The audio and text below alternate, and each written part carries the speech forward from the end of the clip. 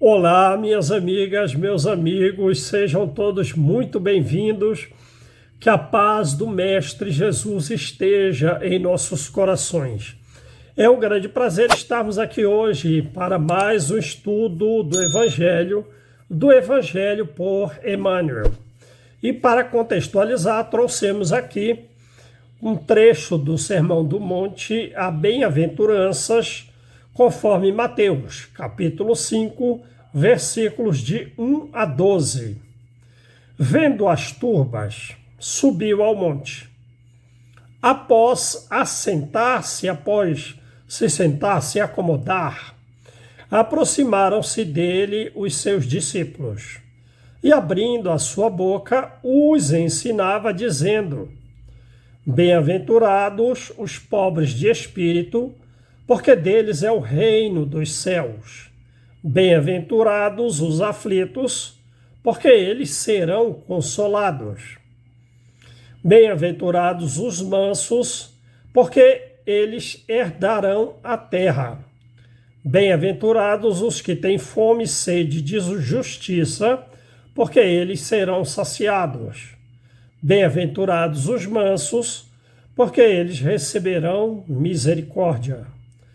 Bem-aventurados os limpos de coração, porque eles verão a Deus. Bem-aventurados os pacificadores, porque eles serão chamados filhos de Deus.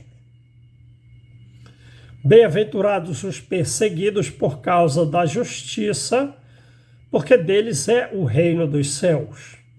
Bem-aventurados sois vós, quando vos injuriarem e perseguirem, e mentindo, disserem todo mal contra vós por causa de mim.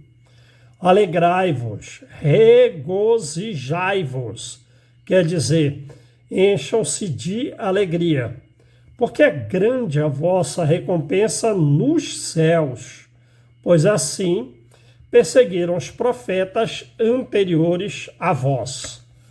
Bom, e o que Emmanuel comenta é Mateus capítulo 5, o versículo 2, né?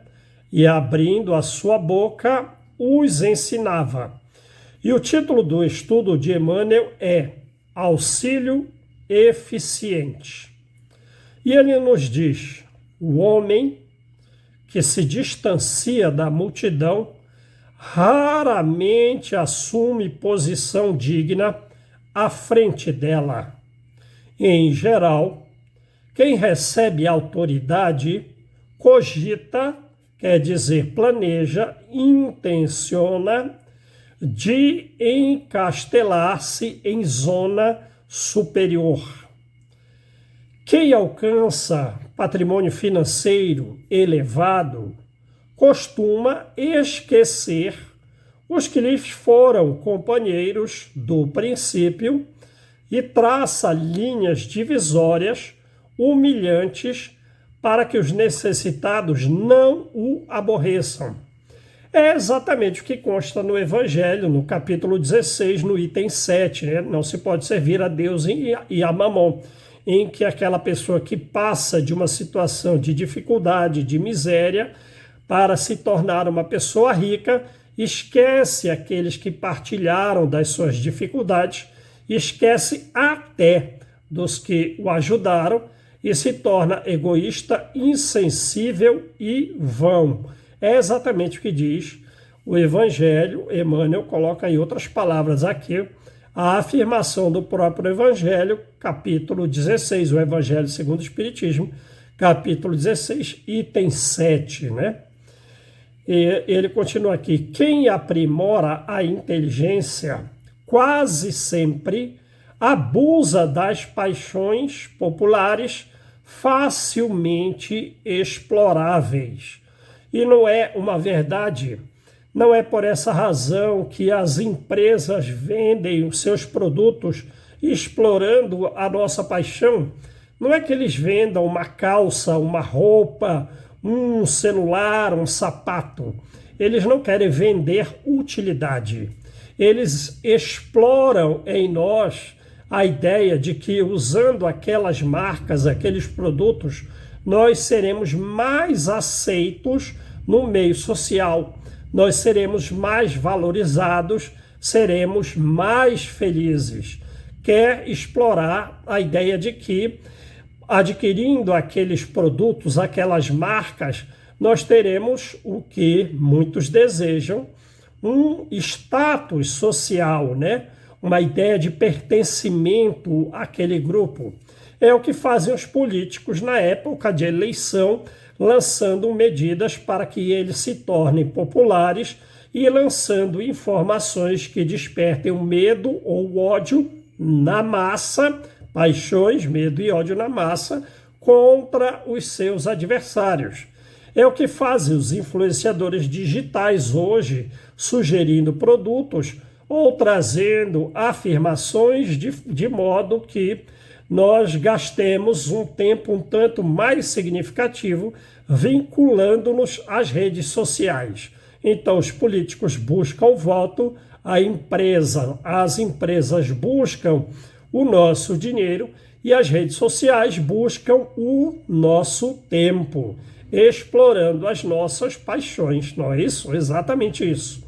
E ele continua aqui. E a massa, na maioria das regiões do mundo, prossegue relegada, prossegue desprezada a si própria.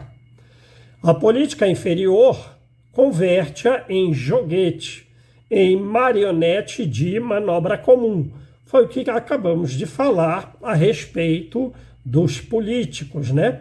Em que eles manobram as massas como se fossem marionetes. Vejam que coisa. O comércio desleal, nela procura o filão de lucros exorbitantes. Foi o que também acabamos de narrar, do que exploram as empresas ao realizar a venda dos seus produtos, né? O intelectualismo vaidoso envolve-a nas expansões do pedantismo, da ostentação, da arrogância que lhes é peculiar. Pessoas trazem conhecimentos não com o intuito de iluminar os outros, mas eles buscam a própria fama. Eles orgulhosamente buscam, digamos assim, engrandecer-se na opinião alheia, na opinião dos outros, né? De época em época, a multidão é sempre objeto de escárnio ou desprezo pelas necessidades espirituais que lhes caracterizam os movimentos e atitudes.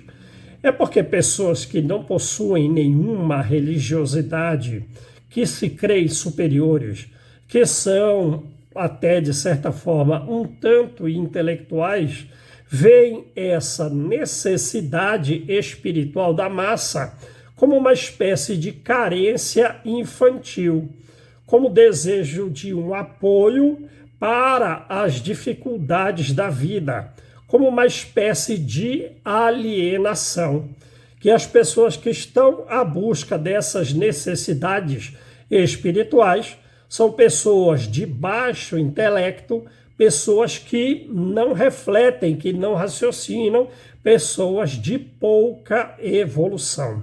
É assim que eles veem, né? De época em época, a multidão é sempre objeto de escárnio, de desprezo, pelas necessidades espirituais que lhes caracterizam os movimentos e atitudes. Raríssimos são os homens que a ajudam a escalar o monte iluminativo. Pouquíssimos mobilizam recursos no amparo social, quer dizer, poucas pessoas ofertando recursos para amparar e muito poucos para iluminar as mentes, de modo a direcioná-las especialmente para o coração de Jesus, né?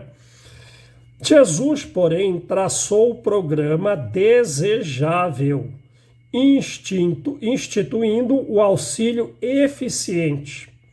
Observando que os filhos do povo se aproximavam dele, começou a ensinar-lhes o caminho reto, dando-nos a perceber que a obra educativa da multidão desafia os religiosos e os cientistas de todos os tempos. E Jesus começa a tecer o Sermão do Monte com relação às bem-aventuranças, não é isso? Com relação às bem-aventuranças. Aqueles que estão aflitos serão consolados, né? Aqueles que são mansos vão herdar a terra. Quer dizer, aqueles que carregam uma determinada aflição, essa aflição ela tem uma causa. E essas dificuldades pelas quais nós passamos, pelo sofrimento, são espécies de reparação de erros pretéritos. Aqueles que forem mansos vão herdar a terra, porque aqueles que não forem mansos serão banidos do planeta Terra quando a Terra se regenerar, né? Aqueles que têm fome e sede de justiça serão saciados.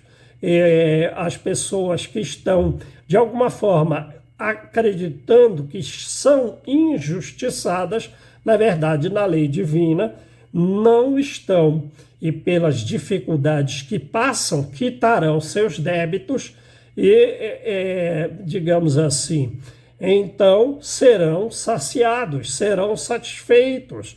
Isso, em regra, é na vida espiritual. Os misericordiosos obterão misericórdia. Aqueles que perdoarem os seus serão perdoados. E por aí vai. É só meditar no próprio trecho que acabamos de ler, Mateus capítulo 5, versículo 1 ao 12 das bem-aventuranças, né? Então vamos aqui, ó. Então Jesus traçou o programa desejável, instituindo o auxílio eficiente. Observando que os filhos do povo se aproximavam dele, começou a ensinar-lhes o caminho reto, dando-nos a perceber que a obra educativa da multidão desafia os religiosos e os cientistas de todos os tempos. Quem se honra, pois, de servir a Jesus, imite-lhe o exemplo. Ajude o irmão mais próximo a dignificar a vida, quer dizer, a enobrecer a própria vida, a edificar-se pelo trabalho sadio, a construir a si mesmo pelo trabalho sadio, e assim a sentir-se melhor. Sim, porque é praticando bem que nós vamos nos construir a nós mesmos, que nós nos tornaremos cada vez mais espíritos puros, quitando os débitos pregressos e assim sentindo-nos cada vez melhor por construirmos a felicidade dentro de nós através do trabalho no bem. Meus amigos, minhas amigas, que Jesus nos abençoe, tenham todos uma excelente semana, muita paz para todos nós.